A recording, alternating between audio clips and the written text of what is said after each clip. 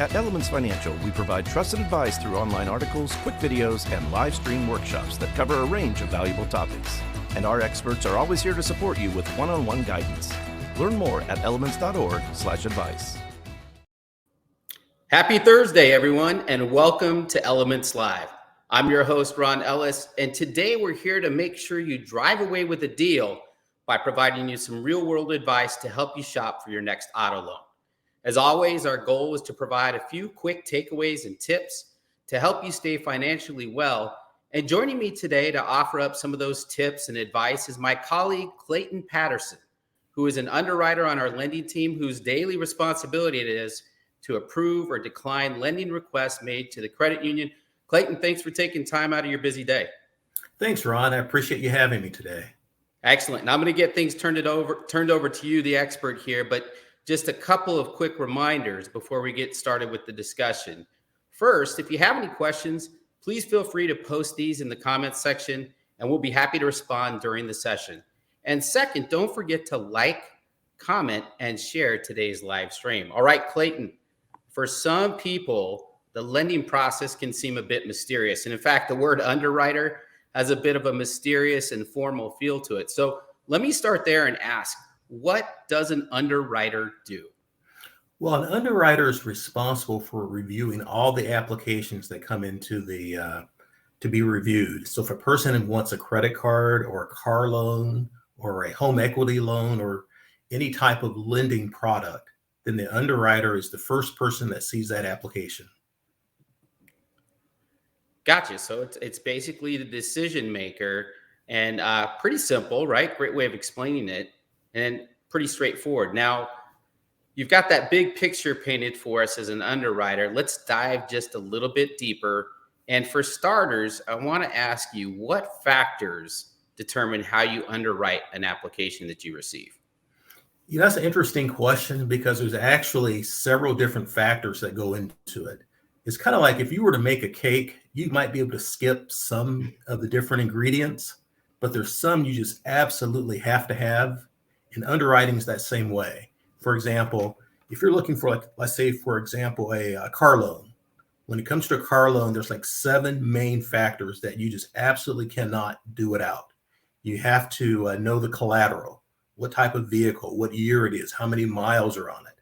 You also have to have sufficient income to be able to afford whatever it is you're looking to purchase. You have to have sufficient job time. The credit score is also another huge factor when it comes to the credit making decision. Your debt to income, your debt ratio has to be within parameters. And then also the loan to value as well is another very important factor that we take into consideration. And then last but not least is also the payment to income. How big is that payment going to be compared to that person's monthly income? So it's a lot of different factors that go there, about 7 that you absolutely have to have. Yeah, it sounds like a long list. So if I'm in the process of getting myself ready to apply and be ready to purchase this car, how would you boil it down to like what the most important of those factors are? Well, I would say probably the weightiest, because you got to have all of those, but the 2 that carry the most weight is your credit score. You have to have sufficient credit score, and you have to have enough income in order to support the purchase. So those are 2 that you'd probably want to start with, make sure those are definitely in order. And let's say I'm on the side of the equation where I'm not sure about my credit or my credit's taken a hit. Any suggestions on improving my credit score? Yes. One thing that people don't really quite realize when it comes to improving your credit score, there's 2 things that really have a huge impact on your credit score when it comes to the credit bureaus. One is the amount of revolving debt that a person has. And the biggest reason for that, because if a person has too much credit card debt, they say that's a huge indication that a person is going to file bankruptcy eventually. So if a person has a lot of credit card debt, it really drags the score really low. So that's one big factor. You want to try to keep your credit card debt as low as possible. And then the second thing is just how you pay. You want to try to make every payment on time. If you miss a few payments from time to time, That's not the end of the world, but you want to try to make sure that at least 90 to 95% of your credit history is paid as agreed. Gotcha. So now that I've got a good idea about the factors that are considered, and even I'm thinking about those two most important ones that you outlined, I'm ready to shop for a car, but I haven't found a car yet. And I know this comes up a lot with me and with you. When do I start the application process? Because I haven't found that car yet. Can you actually get pre-approved before you find a vehicle and you know what you want to purchase? Yes, you definitely can. It's a very short process. All you have to do is go online or stop into one of the branches and mention the amount that you're looking to borrow, and we can give you a payment and give you an interest rate. So a pre-approval process is definitely a good way to go. Gotcha. And might there be some other tangible reasons with that pre-approval why I want to do it before I go shopping? Oh, 100%. I mean, it gives you confidence when you walk into a dealership knowing that you are already have all your financing already taken care of. And it also, too, gives you a lot of confidence when you go and you look at different vehicles and you know what your payment's going to already be. So it gives you that peace of mind that you don't have to worry about, okay, can I afford this? Am I going to get approved? What is my interest rate going to be? So all those things you know ahead of time. And so when you walk into that dealership, you feel comfortable because the buying experience can be kind of traumatic for some people because you're hoping to get the very best deal, and so that's a lot of stress and pressure. You don't want to have to worry about what your payment's going to be, what my interest rate's going to be, or whether or not I can afford this car. So getting a pre-approval ahead of time is absolutely a wise decision.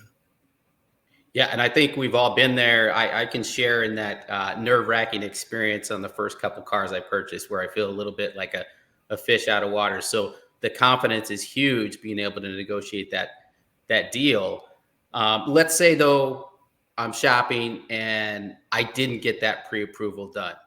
And I go to the dealership and I'm trying to get financing set up there. Will I actually pay a higher rate at the dealership? Or is it better to get this all done ahead of time at my financial institution? Well, a lot of people don't realize that you will actually pay more at a dealership. Well, let me say that there's one caveat when it comes to that.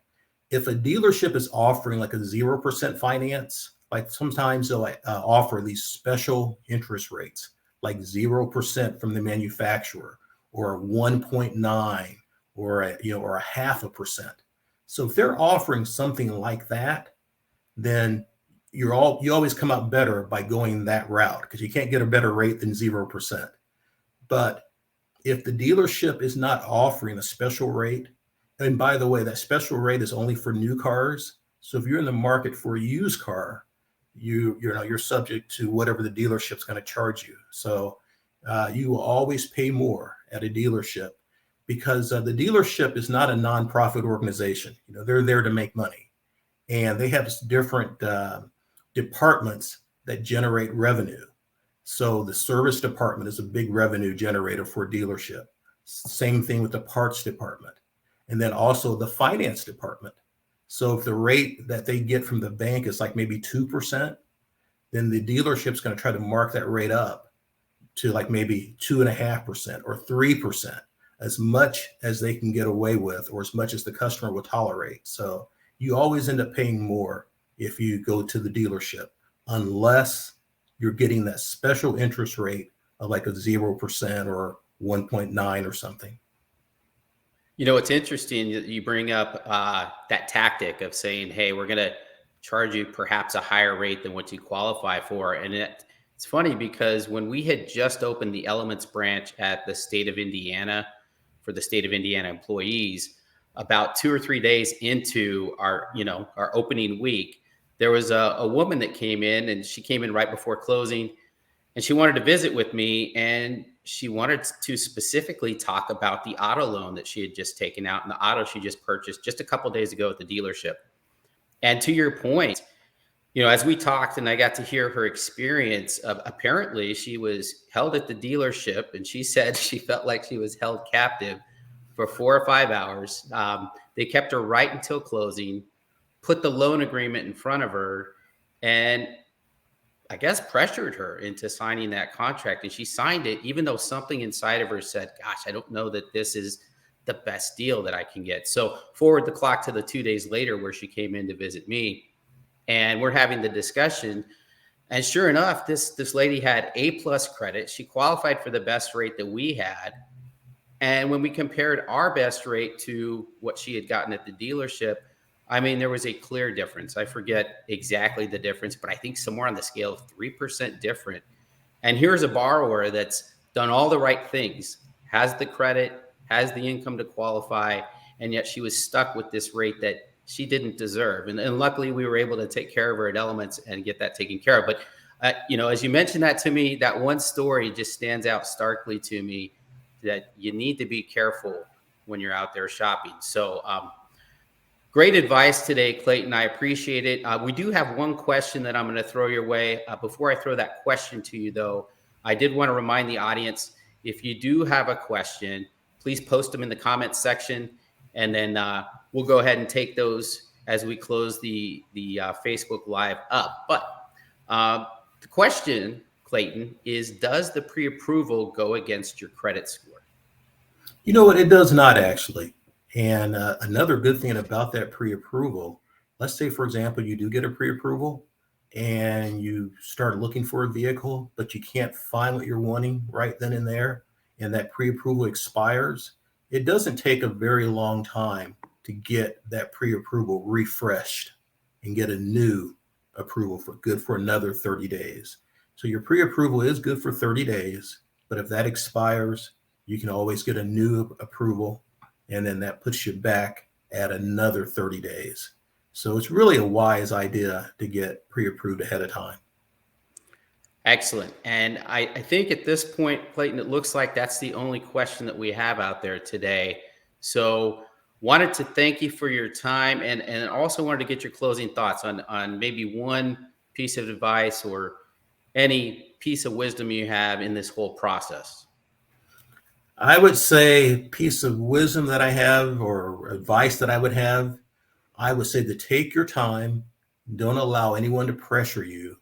Gather all the information you can get as far as like what type of vehicle you want, what type of payment you feel comfortable with, because the dealerships, they spend a lot of time and they send their salespeople to classes to teach them on how to influence people to buy things and to pressure things. So you really want to make sure that you do your homework ahead of time before you walk into that dealership, so that you're prepared for whatever the dealership may throw at you. Great advice. And I think that's kind of the theme of the day, that be prepared is super important. Getting the pre-approval done, making sure that you know what you want to buy, having all of that lined up in your mind so that you're really in a position of power and confidence when you go in there and shop. And Clayton, just as I thought we were going to close the presentation up, there was one more question that rolled in. So let me read that to you. I understand that the pre-approval requires a credit check, which then ultimately impacts the credit score. Please clarify. And I'll go ahead and take this question, Clayton. And so I think what the audience member is referring to is the inquiry piece on the credit bureau. And so Clayton is right that the application itself, it's not going to look like a trade line. It's not going to look like you applied for a certain amount. So it's not going to impact your credit.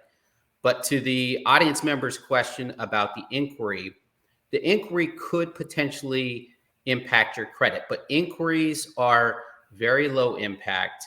And as long as you're only using inquiries when you are shopping and you are in need of a loan service, then really that's the appropriate way to use the inquiry. The other piece is, if you make that inquiry within a dedicated 2-week time, you can actually shop without that having impact of multiple inquiries when you're shopping for an auto loan. So super important to make sure you're timely.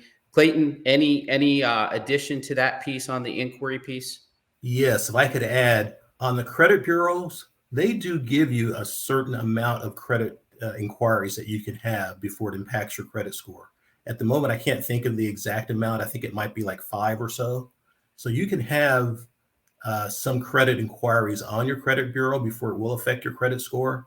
You just can't go out and shop at, 20 different places and have every place run your credit, and then have all those different types of credit inquiries, because that will affect your credit score. But if you have just, a reasonable number, and again, I can't remember what the exact number is, it does not affect your credit score at all. And so then going to be impacted by what your overall credit behavior has been in the recent past, in the recent year, 6 months, that sort of thing. So great ad there, Clayton. Hopefully that helps answer that question. And then Clayton, we did have another question roll in, so I think we've got the time to field that question as well. The question is, what if I have a general idea of what car I want, but I don't know the model year or exact price? I'm still looking at cars. Will the year change the loan rate or approval? It's possible, because the newer the vehicle, the better the interest rate will be. So let's say, for example, the interest rate on a 2022 model would be different than the interest rate on a 2015 vehicle. So the year definitely will have an impact as far as what the rate will be. Again, the newer the vehicle, the better the interest rate. So that is something to keep in mind. Great. And I think at this point, unless there's any other questions, we're on for another 10, 15, 20 seconds. So sneak that question in if you've got one more. But Clayton, thank you. Appreciate your time. And again, I think that one piece of advice kind of sums everything up. Be prepared. Yes. And one last thing, if I may, we are offering special interest rates right now. We have a loan promotion.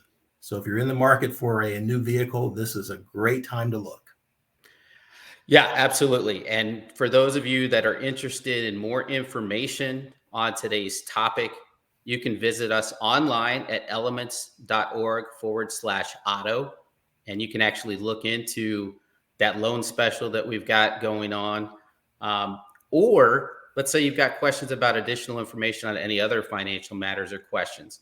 You can certainly visit us online at elements.org/advice for a variety of resources available to you. Again, thanks to the audience. Thanks to Clayton. We look forward to seeing you next month on Facebook Live.